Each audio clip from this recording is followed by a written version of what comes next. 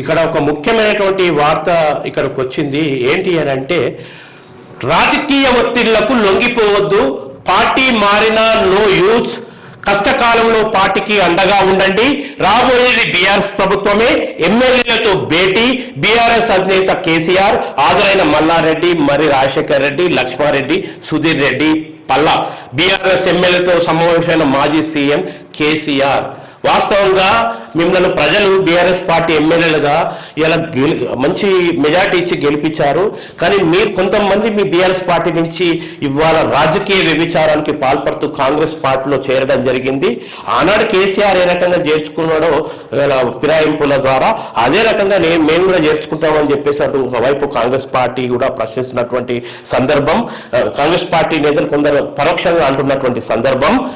కాంగ్రెస్ పార్టీలో ఒక నీతి తప్పిన పని ఏం చేసిందంటే, వాళ్ళ ఎన్నికల మేనిఫెస్టోలోనే ప్రకటించుకుంది ఫిరాయింపుల చట్టాన్ని సరైనది కాదు, మా కాంగ్రెస్ మేనిఫెస్టో ఫిరాయింపుల చట్టానికి వ్యతిరేకము అని చెప్పింది. కానీ ఇవాళ కాంగ్రెస్ పార్టీ అదే విధానాలకు పాల్పడుతుంది.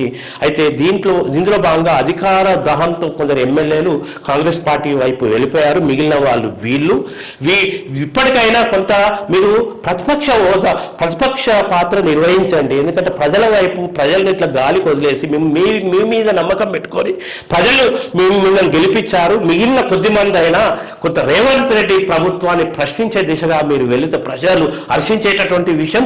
ఎవరైతే బీఆర్ఎస్ పార్టీని నమ్ముకొని ఓటు వేశారో వాళ్ళ ఓటు హక్కుకు న్యాయం చేసినట్టుగా మేము భావించాల్సి ఉంటుంది. మరి చూద్దాం, వెయిట్ అండ్ సీ. ఇందులో ఎంతమంది జారుకునే ప్రమాదం ఉంది, పోనీ ప్రత్యక్షంగా ఎంతమంది పోయేటటువంటి పరిస్థితి ఉంది. మల్లారెడ్డి విద్యా సంస్థలపై ప్రభుత్వం ఏపడితే అనేక దాడులు కూడా కొనసాగించింది. ఎన్ని ఒత్తిళ్లకు లోనైనప్పటికీ మల్లారెడ్డి ఇలా బీఆర్ఎస్ పార్టీలోనే ఉండడం అనేది ఇక్కడ మేడ్చల్ బీఆర్ఎస్ పార్టీ శ్రేణులు అభినందనల వెలువ కురిపిస్తున్నారు వీరిపై. చూద్దాం.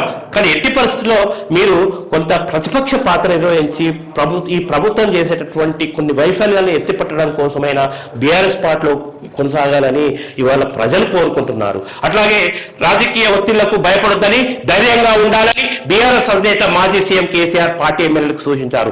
రెండో రోజు బుధవారం పార్టీ ఎమ్మెల్యేలతో ఆయన భేటీ అయ్యారు. మంగళవారం Aadhaar card Medchal MLA Mallareddy, Malkajgiri MLA Mari Rajasekhara Reddy, Uppal MLA Bandaru Lakshmareddy, LB Nagar MLA Sudheer Reddy, Janagama MLA Palla Rajasekhara Reddy హాజరయ్యారు. వీరంతా పార్టీ మారుతారని విస్తృత ప్రచారం గత కొంతకాలంగా జరుగుతుంది. కేసీఆర్ తో భేటీ కావడంతో ప్రచారంకి తెరపడినట్లయింది. తాజా రాజకీయ పరిస్థితులపై వీరితో సుదీర్ఘ చర్చించినట్లు సమాచారం. చాలా సీక్రెట్లు మాట్లాడుకున్నాం బీఆర్ఎస్ ఎమ్మెల్యే మల్లారెడ్డి సంచలన వ్యాఖ్యలు అని చెప్పేసి చాలా సీక్రెట్లు మాట్లాడుకున్నట. మరి కేసీఆర్ వ్యూహం ఏంటి, ఏం కథ అనేది కూడా మనం చూడాల్సి ఉంది. పార్టీ మారిన ఎమ్మెల్యేలపై అనర్హ వేటు వేయండి. మాజీ మంత్రి జగదీష్ రెడ్డి శాసనసభ స్పీకర్ సెక్రటరీకి ఈమెయిల్ స్పీడ్ పోస్ట్ ద్వారా ఫిర్యాదు చేసినటువంటి అంశాన్ని ఒకవైపు మనం చూస్తున్నాం.